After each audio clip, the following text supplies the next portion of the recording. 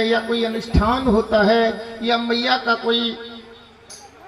भैया का कोई जन्मदिन होता है, तो उस दिन क्या है, घर में सब लोगों को पता है कि घर को सबसे पहले स्वच्छ बनाते हैं, साफ करते हैं। क्यों?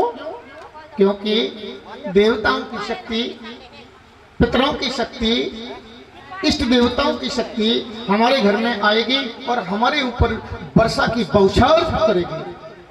इसलिए अपन गोबर की व्यवस्था करते हैं, जल की व्यवस्था करते हैं और हाथों में मेहनत की व्यवस्था करके उस घर और आंगन को पवित्र करते हैं। ऐसे ही 18 पुराणों में से कोई भी पुराण हो, एतद अवस्थायाम एतद नर्मदायाम उपह पुराण, चाहे उप पुराण में नर्मदा जी का पुराण हो, घर में कोई भी पुराण होता है तो सबसे पहले ये मन और वाणी को पवित्र करने के लिए भजन की आवश्यकता पड़ती है। मन और वाणी को पवित्र करने के लिए परमात्मा के, भगवान के संकीर्तन की आवश्यकता पड़ती है। क्यों मैया? इसलिए पड़ती है कि इसमें इतने अवगुण भरे हुए हैं अंतःकरण में, जहां भक्ति स्वरूपा भगवती का विराजमान है, तो वहां कई ऐसी शक्तियां बैठी हैं। तो हो सकता है कि वो शक्ति आपको श्रीमद् भागवत महापुराण को अंदर घुसने न दे। इसलिए कोई भी पुराण होता है, सर्वप्रथम 2 बार भगवान राम नाम का संकीर्तन होता है। भगवान राम नाम का संकीर्तन होने से वाणी, वह स्थान, वहां का वातावरण पवित्र हो जाता है, पवित्र हो जाता है वहां का वातावरण। तो आइए 2 बार गुनगुनाते हैं भगवान राम नाम का संकीर्तन। मैयाओ भैयाओ, आप लोगों को ताली। पंकज भैया, आपका चेहरा तो दिख ही नहीं रहा है, मुख्य यजमान में हैं आप, तो थोड़ा सामने आइए, क्योंकि अर्थ और फेस दोनों नहीं जुड़ेंगे तब तक प्रकाश नहीं होगा। पक्की बात है, तब तक बल्ब नहीं जलेगा जब तक अर्थ और फेस दोनों नहीं जुड़ेंगे तब तक है? तो भैया फेस हम हो गए, अर्थ भैया पंकज भैया, मुख्य यजमान थोड़े अपने आसन को इधर कर लें। वैसे तो मंच के दाईं ओर होना चाहिए, इधर पंकज भैया इधर कर लें तो ज्यादा उत्तम है। मंच के ये वक्ता के बाईं और दाईं ओर होना चाहिए। और अर्धांगिनी का जो आशय है, हाँ, धर्म के कार्य में, यज्ञ के कार्य में दाएं अंग होना चाहिए। तो अर्धांगिनी को दाएं अंग बिठाल करके और ग्रंथि बंधन भी करा सकते हैं यदि गर्भस्थ स्थिति न हो तो, है ना। बोलिए श्रीमद् भागवत महापुराण की। मैयाओ भैयाओ, आप लोगों की तरफ से क्या व्रत तो है नहीं, नवरात्रि के व्रत तो नहीं चल रहे हैं? अपन भक्ति के लिए निकले हैं और जरा सी आवाज निकल जाएगी तो क्या अपन थक जाएंगे क्या? है? नहीं थकेंगे ना? हाँ, स्थान पे कम से कम ये देवी देवता बैठे हैं, उनको ये पता तो लग जाए ये मैया ये भैया आए हैं हमारे भक्ति, और देखो भक्ति करने के लिए आए हैं, श्रद्धा से आए हैं, तो कम से कम एक बार कन्हैया के नाम का जयकारा तो बनता है ना। है? तो मैया की संख्या ज्यादा है और भैयाओं की संख्या कुछ कम है। तो हो सकता है फिर भी हमारे भैयाओं की आवाज ज्यादा आएगी, क्योंकि मैयाओं की आवाज हल्की हो जाएगी। तो देखते हैं, बोलिए श्रीमद् भागवत महापुराण की। मैयाओं की आवाज ज्यादा रही, भैयाओं की कुछ कम हो गई है। हमें तो गर्व था कि भैया भैयाओं की ज्यादा आएगी।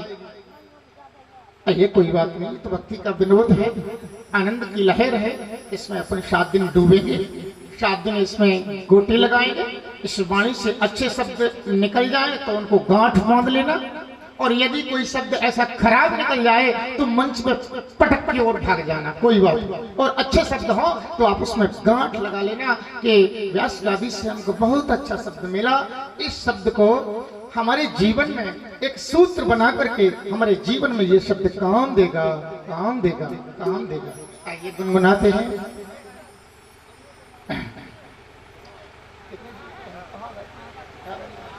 ठीक है, कोई बात नहीं। आइए पेड़ से चलने दो। गोविंद मेरो है, गोपाल मेरो है। गो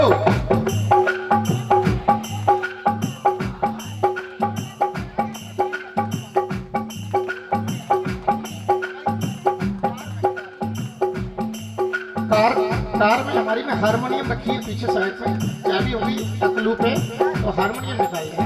जोर से बोलिएगा। गोविंद मेरो, गोविंद मेरो है, गोपाल मेरो है। गो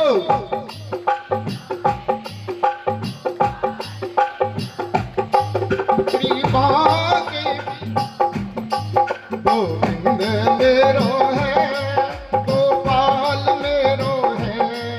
गो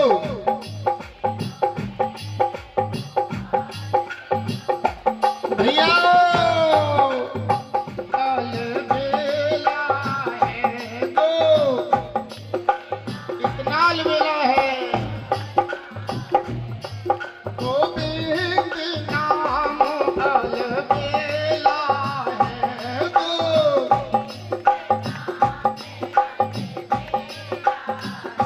लगता नहीं पैसा का ढेला है।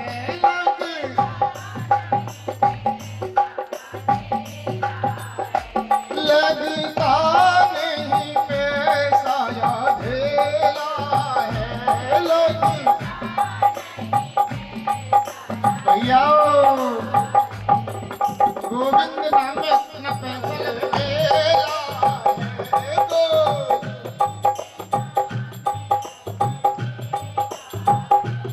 उड़ जाएगा हमसे अकेला है। मैया हंस अकेला उड़ता है, न भैया साथ जाता है, न कोई मैया साथ जाती है, न कोई समाज।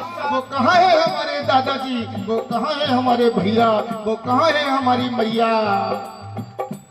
उड़ जाएगा हमसे अकेला है।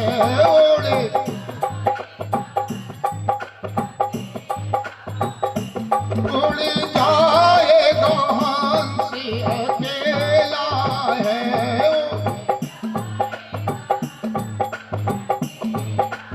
इसलिए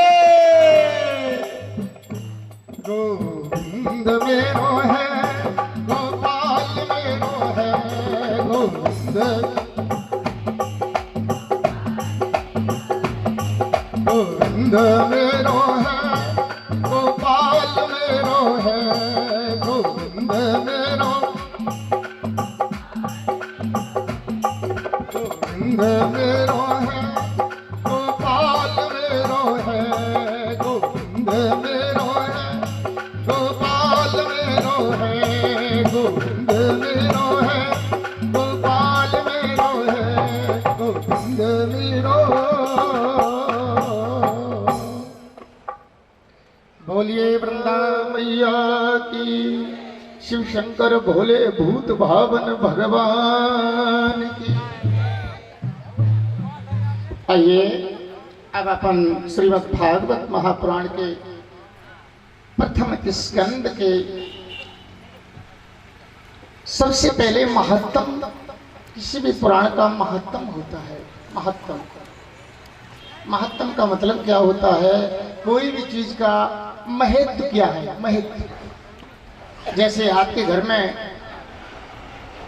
भोजन बन रहे हैं तो भोजन का महत्व क्या है? भोजन का महत्व यह होता है, हमारे जीवन को चलाता है। यदि भोजन, अन्न और चाय फलहार इस शरीर के अंतःकरण में प्रवेश नहीं हुए तो शायद ये मानस कैसी है। जल पावक गगन शरीरा, पंच रचित अति अधम शरीरा। पंच रचित अति अधम शरीरा। चित जल पावक गगन समीरा, क्षिति जल पावक गगन समीरा, पंच रचित अति अधम शरीरा, क्षिति जल पावक गगन समीरा,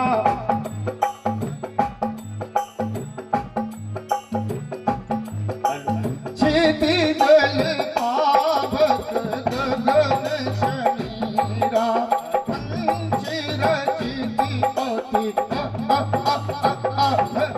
ये 5 तत्वों से शरीर क्षिति। सबसे पहले क्षिति, क्षिति कहते हैं जमीन को। एक पारिया, जमीन का एक पारियावाची शब्द होता है क्षिति। जल आप जानते ही हैं, पावक अग्नि को कहते हैं, ये पारियावाची शब्द है। गगन आकाश को कहते हैं, क्षिति जल पावक गगन समीरा, समीरा कहते हैं हवा को। अरे ऑक्सीजन देखो, अभी 2-4 साल पहले कैसी बीमारी चली थी है? इन 5 चीजों में से यदि एक भी चीज अवेलेंस हो गई तो शरीर चलता नहीं, चलता नहीं। 5 चीजों का होना अति आवश्यक है। चित जल पावक गगन समीरा, पंच रचित अति अधम शरीरा। अधम शब्द तुलसी बाबा ने यहाँ लिखा है अधम। अधम माने तो यदि उसका शाब्दिक अर्थ लिया जाए भैया, तो भैया इसलिए नीच है कि हाथी के दांत के खिलौने बने भांति भांति, बकरी की खाल थोड़ा जल भर लाई है, हिरण की खाल योग यति के मन भाई है, गेड़ा कही रयो मानस बड़ा दुर्भाग्य मेरा,